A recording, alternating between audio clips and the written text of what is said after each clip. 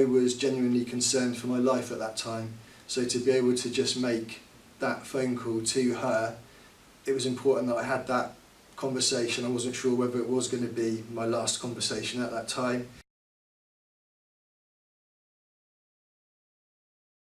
My name is Jamie Ironmonger and I'm a serving police officer with the Ministry of Defence Police.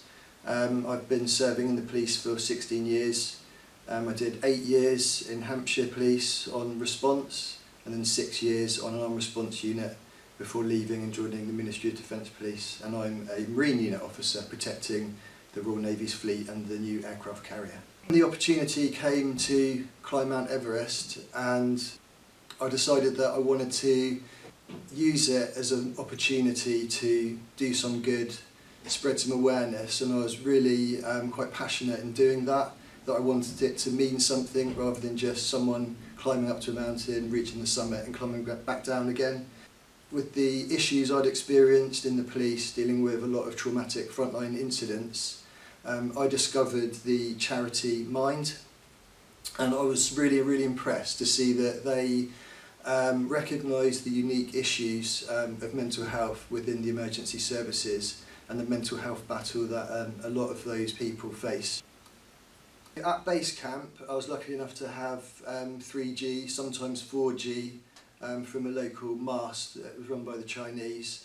As we began to carry out our first rotations away from base camp, pushing up to advanced base camp, which is at 6,400 metres, as soon as you round the first bend off the Rongbuk Glacier, all communications are gone, your phones don't work.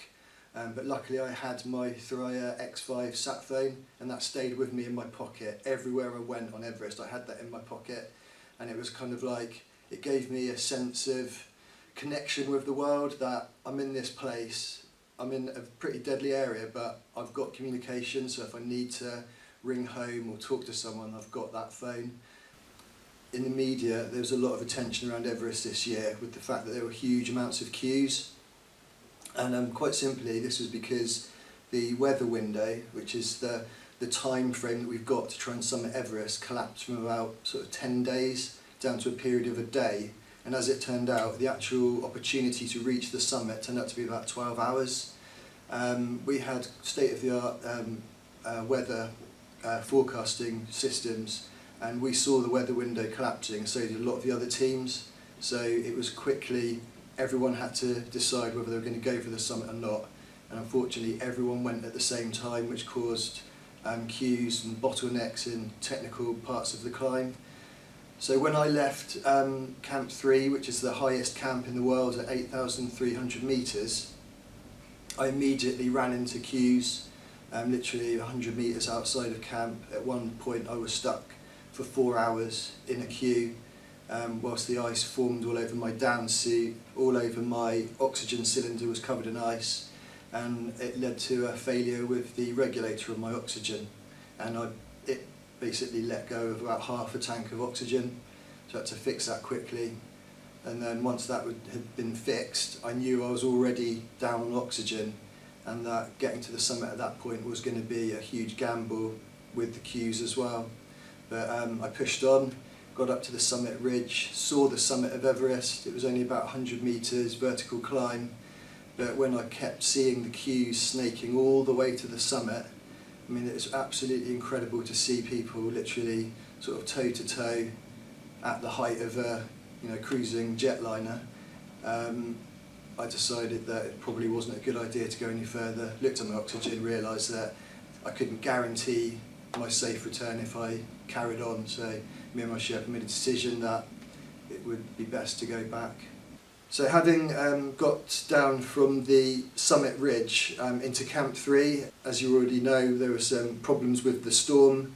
I was able to make a telephone call from this to my wife to let her know that I had got back to Camp 3 and I was in one piece, but and to let her know that I was stuck in a storm. I had run out of oxygen and I was struggling to breathe at that point, and I was genuinely concerned for my life at that time. So to be able to just make that phone call to her to let her know that I was okay, but ultimately I was still in quite a bit of peril, it was important that I had that conversation. I wasn't sure whether it was going to be my last conversation at that time.